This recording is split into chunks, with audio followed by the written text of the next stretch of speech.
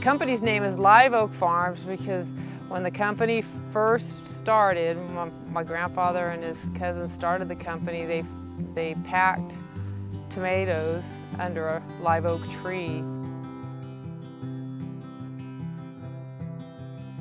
I started working there at the age of 10. My brother started working in the fields at age 8, driving tractors. This is the place that Donna has lived her whole life. This is a place her families live their whole life. It's a place that they want to preserve, and they want to make it into a nice place to live for not only themselves but other citizens.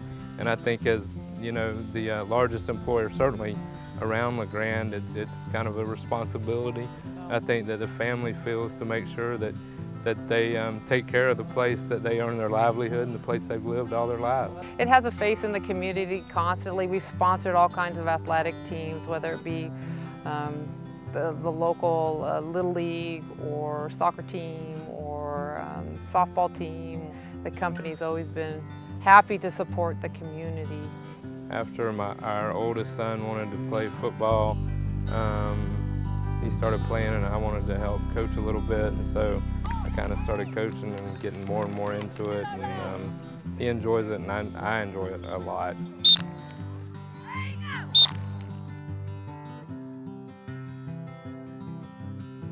Growing a crop of tomatoes has its demands, and in order to replenish the soil with the nutrients that it requires to produce an additional crop, whatever it may be, we only farm tomatoes on any one particular piece of property, typically for 3 years.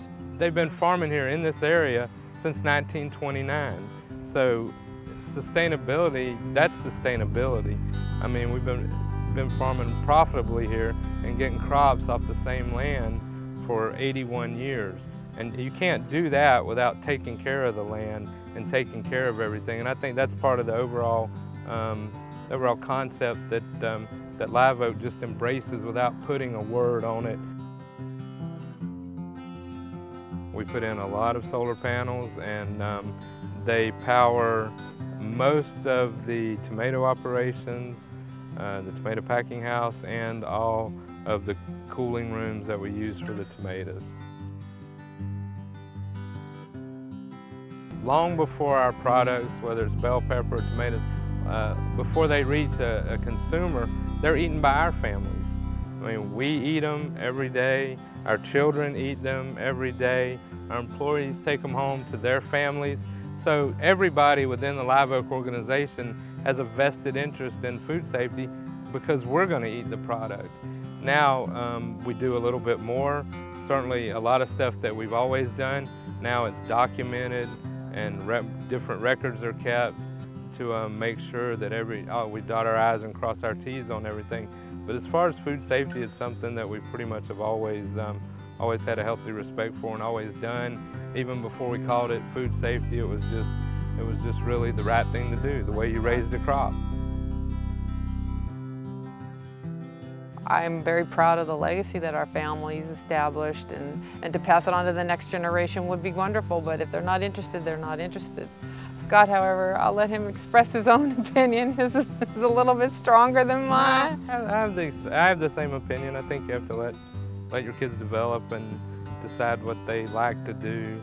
And once they decide what they like to do, then nurture it. Then you nurture it and let them go. But they have to decide what they like to do. You can give them some guidance or try to, but it's ultimately up to them. And if they decide this is really what they want to do, they really want to come back to it, then that'll be fine. But I think if you want to get involved in agriculture, then you have to really have a passion for it, because it's not the kind of job or it's not the kind of life that you can be halfway about. I mean, the hours are long, sometimes the rewards are few, sometimes they're great, but it's not just a job, it's kind of a whole way of life.